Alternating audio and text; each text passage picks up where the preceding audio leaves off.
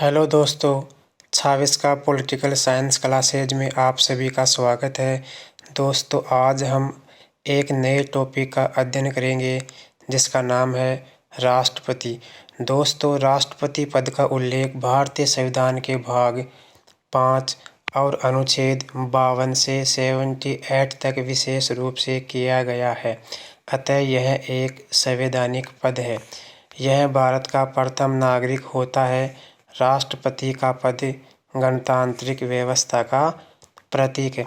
दोस्तों, मैं आपको बता दूं, भारतीय संविधान में कुल 22 भाग, 12 अनुसूची और 395 अनुच्छेद हैं।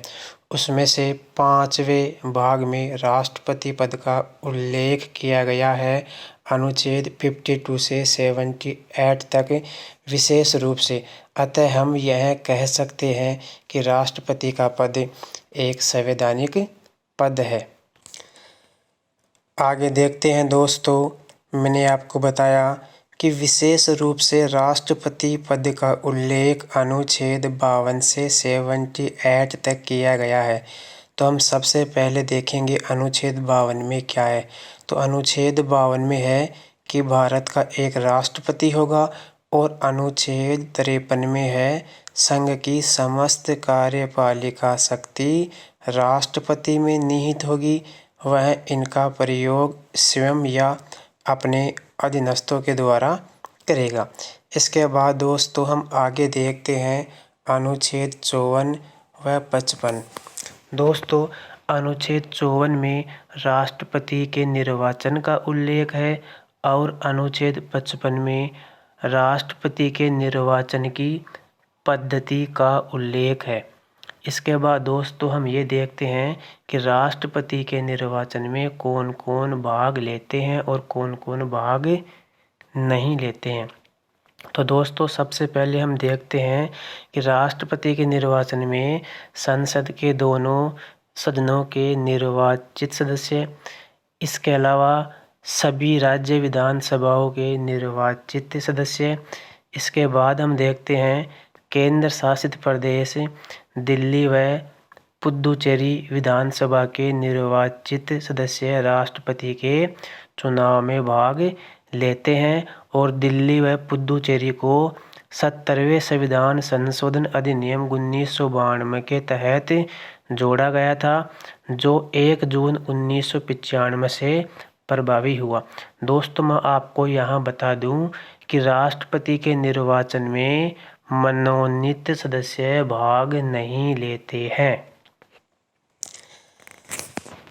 आगे देखते हैं दोस्तों, इस प्रकार संसद के दोनों सदनों के मनोनीत सदस्य, राज्य विधानसभाओं के मनोनीत सदस्य, राज्य विधान परिषदों के सभी सदस्य और दिल्ली व पुदुचेरी विधानसभा के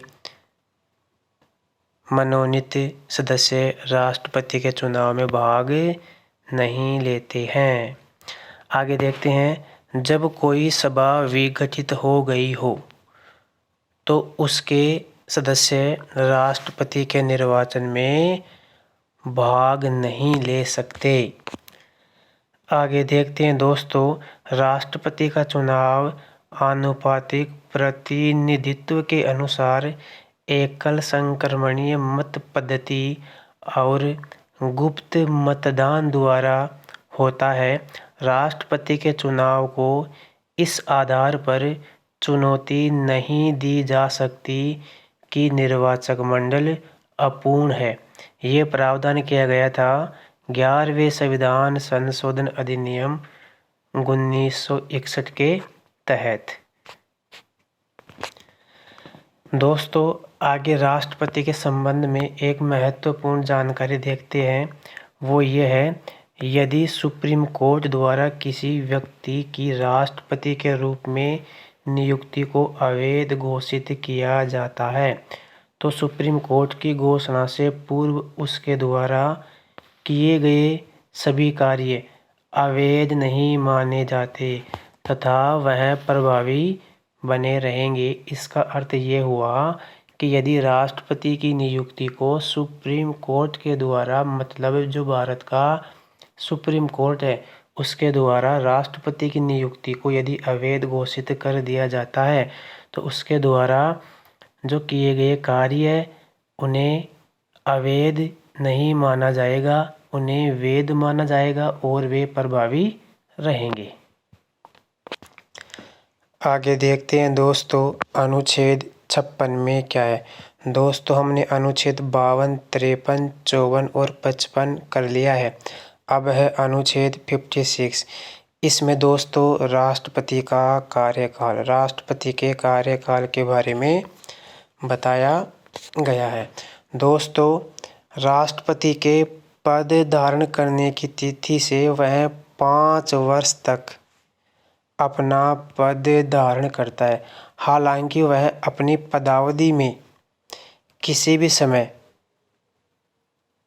उपराष्ट्रपति को अपना त्यागपत्र दे सकता है। इसके अतिरिक्त उसे कार्यकाल पूरा होने के पूर्व महाभियोग द्वारा पद से हटाया जा सकता है। दोस्तों आप सभी को पता होगा कि भारतीय संविधान के अनुच्छेद 61 के तहत राष्ट्रपति पर महाभियोग चलाकर उसे पद से पूर्व भी हटा सकते हैं।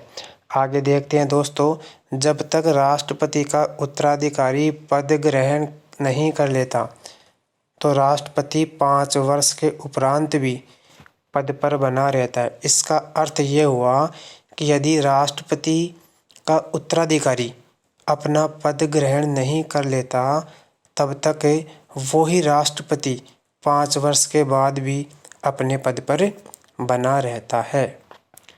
आगे देखते हैं दोस्तों, यदि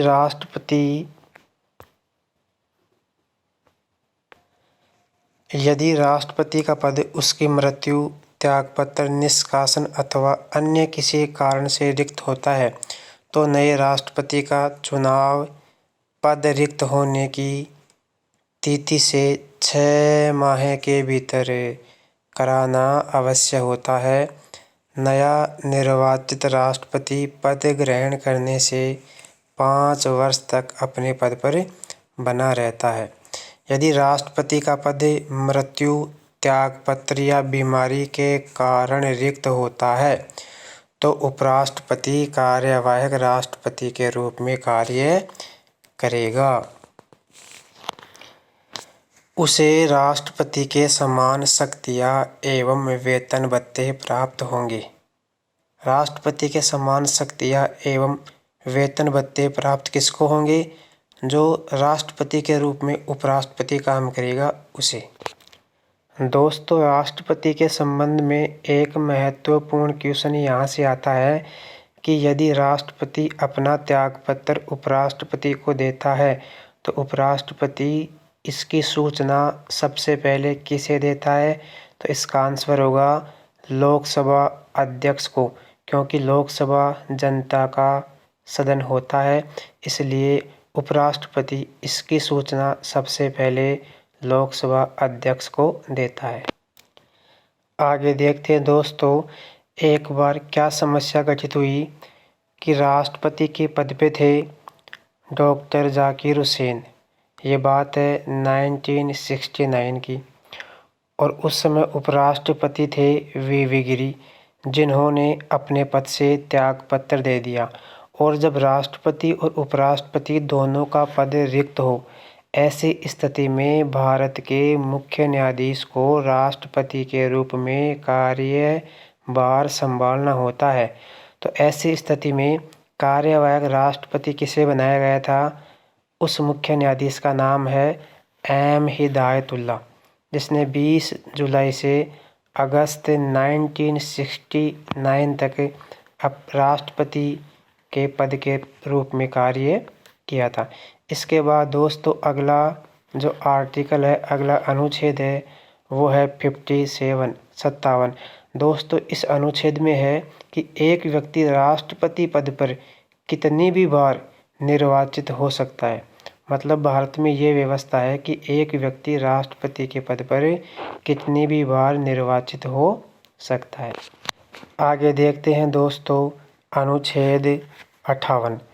दोस्तों अनुच्छेद 58 में है राष्ट्रपति पद की योग्यता है कि राष्ट्रपति बनने के लिए कौन कौन सी योग्यताएं पूरी करना आवश्यक है। तो सबसे पहले दोस्तों जो योग्यता आती है वह भारत का नागरिक हो। इसके बाद दूसरी योग्यता है वह 35 वर्ष की आयु पूरी कर चुका हो। तीसरी योग्यता है वह लोकसभा का सदस्य निर्वाचित होने की योग्यता रखता हो। अहिर्त का मतलब है योग्यता रखता हो। और चौथी जो योग्यता है वो ये है वह भारत सरकार, राज्य सरकार या किसी स्थानीय प्राधिकारी के अंतर्गत लाभ के पद पर ना हो। यह है भारत के राष्ट्रपति की योग्यता। आगे देखते हैं दोस्तों अनुच्छेद 59। इसमें है दोस्तों राष्ट्रपति के वेतन भत्ते एवं पद की शर्तें। दोस्तों वह संसद या राज्य विधायिका के किसी भी सदन का सदस्य नहीं होना चाहिए। यदि कोई ऐसा व्यक्ति राष्ट्रपति निर्वाचित हो तो उसे पद ग्रहण करने से पूर्व उस सदन से त्यागपत्र देना होगा। वह कोई अन्य लाभ का पद धारण नहीं करेगा। पदावधि के दौरान राष्ट्रपति के वेतन भत्ते में कटौती नहीं की जा सकती। राष्ट्रपति को प्रतिमाह दोस्तों 5 लाख रुपए केंद्र सरकार की संचित निधि से दिया जाता है और उसे पेंशन के रूप में अपने वेतन का 50% दिया जाता है। मतलब 2.5 लाख रुपए उसे दिए जाते हैं पेंशन के रूप में। दोस्तों ये सबसे महत्वपूर्ण अनुच्छेद है 60 अनुच्छेद में क्या है राष्ट्रपति की शपथ। इस शपथ को प्रतिज्ञान भी कहते हैं। राष्ट्रपति किसकी शपथ लेता है वो है श्रद्धापूर्वक राष्ट्रपति पद का कार्य पालन करूँगा, संविधान और विधि का परिरक्षण, संरक्षण और प्रतिरक्षण करूँगा, भारतीय जनता की सेवा व कल्याण करूँगा। दोस्तों अब यहाँ ध्यान देने योग्य बात क्या है वो ये है कि उच्चतम न्यायालय के मुख्य न्यायाधीश या उसकी अनुपस्थिति में वरिष्ठतम न्यायाधीश राष्ट्रपति को शपथ दिलाता है। कोई भी कार्यवाहक राष्ट्रपति इसी प्रकार शपथ लेते हैं। तो दोस्तों मैं आपको बता दूं राष्ट्रपति को उसके पद की शपथ कौन दिलाता है। उसका आंसर होगा सुप्रीम कोर्ट का मुख्य न्यायाधीश। यदि वह अनुपस्थित हो तो फिर सुप्रीम कोर्ट का वरिष्ठतम न्यायाधीश राष्ट्रपति को पद की शपथ दिलाता है। दोस्तों मैं आपको बता दूं यदि कोई व्यक्ति कार्यवाहक राष्ट्रपति के रूप में कार्य करता है तो उसे इसी प्रकार शपथ लेनी पड़ेगी। जो यहाँ लिखा हुआ है कोई भी कार्यवाहक राष्ट्रपति इसी प्रकार शपथ लेते हैं। धन्यवाद दोस्तों। मैं आशा करता हूँ कि वीडियो आपको अच्छा लगा होगा। इसे लाइक एंड सब्सक्राइब ज़रूर करें। धन्यवाद दोस्तों।